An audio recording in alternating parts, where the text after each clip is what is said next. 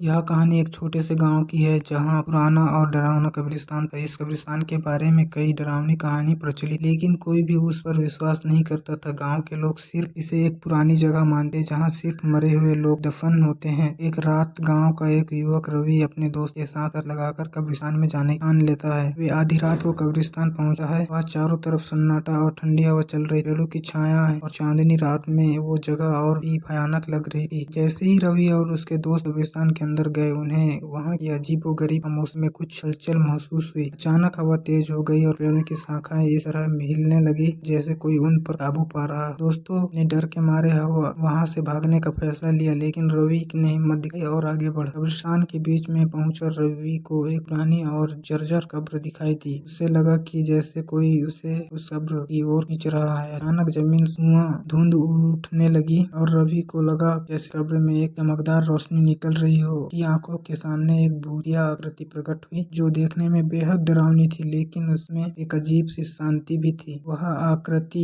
रवि से बोली, डरो मत, मैं तुम्हें नुकसान नहीं पहुंचाऊंगी। मैं इस कब्रिस्तान की रखवाली करती हूँ और सदियों से यहाँ हूँ। मेरी आत्मा तब तक मुक्त नहीं होगी जब तक कोई मेरी कहानी सुनकर मेरी अंतिम इच्छा पूरी नहीं करता। रवि ने डरते डरते उससे उसकी कहानी सुनी। वह भूत एक पुराने समय की राजकुमारी की थी जिसे जादूगरों ने इस कब्रिस्तान में कैद कर दिया था। उसकी आत्मा तब तक इस दुनिया में भटकती रही जब तक कोई उसकी कहानी सुनकर उसके परिवार को संदेश नहीं पहुंचाया। रवि ने उसकी मदद करने का वादा किया। अगले दिन वह राजकुमारी के परिवार की खोज में निकल पड़ा। काफी मुश्किलों के बाद वह एक पुराने महल में पहुंचा जहां राजकुमारी के वंशज रहते थे। उसने उन्हें पूरी कहानी सुनाई और उन्हें राजकुमारी की आत्मा शांति के लिए पूजा। कुछ दिनों बाद रवि फिर से कब्रिस्तान आ गया। इस बार वहाँ का माहौल पहले जैसा नहीं था। सब कुछ शांत और सामान्य लग रहा था। वह कब्र जो पहले डरावनी दिखती थी अब वो एक साधारण पत्थर की तरह लग रही थी। रवि समझ गया कि उसने राजकुमारी की आत्मा को मुक्ति दिला दी है। इस घटना के बाद रवि ने कभी भी कब्रिस्तान को